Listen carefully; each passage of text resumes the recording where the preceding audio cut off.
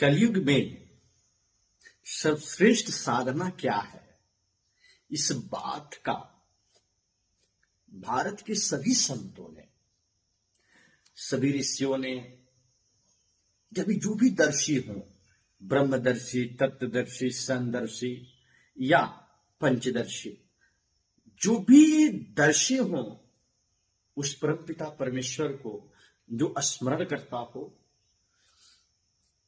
उनके मतों अनुसार कलयुग में जो वेद, शास्त्र, उपनिषद, ग्रंथ और विश्व के सभी मानव जाति के लिए जो बेहतर जीवन जीने की कला,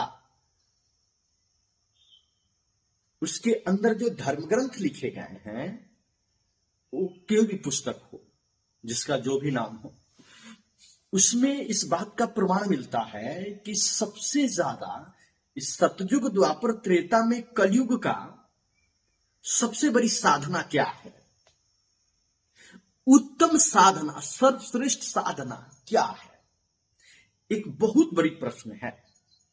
अब ये साधना शास्त्रों के अनुसार सतयुग में तप के लिए देखा गया, त्रेता युग में यज्ञ करके देखा गया, द्वापर युग में पूजा पाठ, भाव व्यक्त करके देखा गया, और कलयुग में क्या श्रेष्ठ है।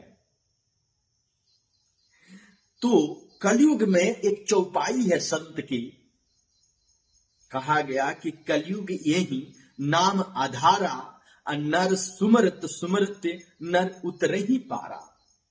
यानी कि कलयुग में सिर्फ नाम स्मरण मात्र का बहुत ज्यादा महत्व है।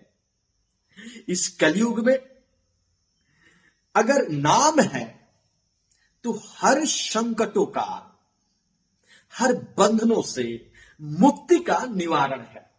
अब नाम किसको करें, नाम किस व्यक्ति को करें, किस शब्द को करें, यही सबसे बड़ी रहस्य है। कई शब्द है, कई ब्रह्म शब्द है, कई बीज मंत्र हैं, कभी संतों द्वारा गुरु मंत्र हैं, कई देवों के द्वारा, संतों के द्वारा ही, विद्वानों के द्वारा रचित मंत्र है। तो उसमें कौन सी स्मरण करें? कोई राम राम कहता है, कोई कृष्ण कृष्ण कहता है, कोई शिव शिव कहता है, कोई माता माता कहता है। इसके अलावा भी कई बीज मंत्र हैं जो कि लोग नाम स्मरण करते हैं।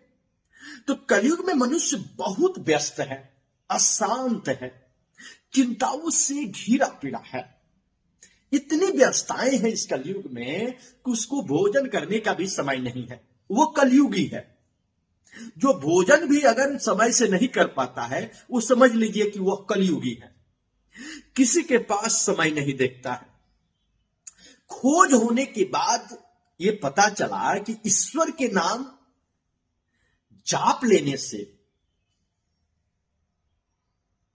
कई दुखों का हर हो जाता है। अब वह ईश्वर कोई स्थान, कोई समय, कोई साधना की आवश्यकता है तो नहीं। ईश्वर को स्मरण करने के लिए कोई इसकी जरूरत नहीं है। यह सिर्फ अंतःकरण में ध्यान मार्ग के माध्यम से अगर आप स्मरण कर देते हैं उस परमपिता परमेश्वर सर्वशक्तिमान को, तो आपका कई उद्धार हो जाएंगे। आज जो किसी के पास समय नहीं है, उस सबके पास समय है, अगर आपके अंदर बुद्धि ज्ञान आ जाए तो। एक छोटी सी बीज देखते होंगे कि बटका वो विशाल स्वरूप वृक्ष बन जाती है। ठीक उसी प्रकार ईश्वर की स्मरण मात्र से जब नाम जप करते हैं तो उसकी महिमा इतनी परंपार है जिसकी कल्पना करना बेहद कठिन है। मनुष्यों की तो हस्ती की बात नहीं है, लेकिन जो मनुष्य तप, त्याग और तपस्या के साथ उत्तम चरित्र और उत्तम विचार रखते हैं, उनको ये चीज अनुभव और प्राप्त हुआ है और प्राप्त होता है। ये बात कटु सत्य है।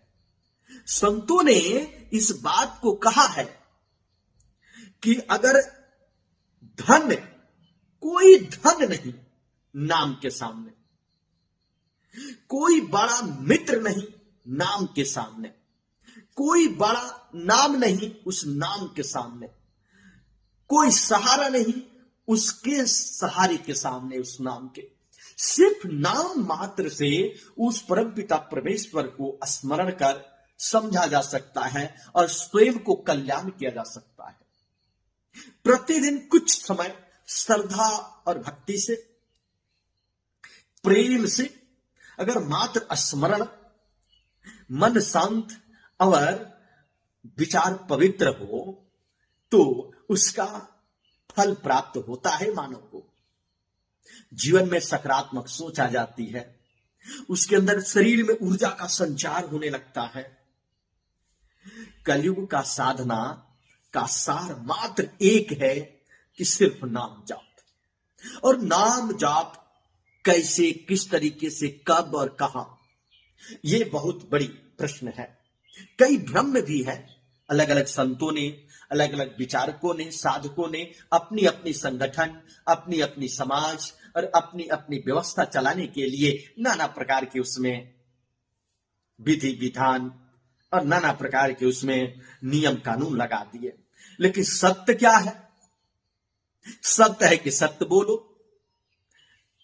सत्य का सार किसी भी प्राणियों से जो प्रेम करते हैं उसकी तुलना नहीं किया जा सकता है।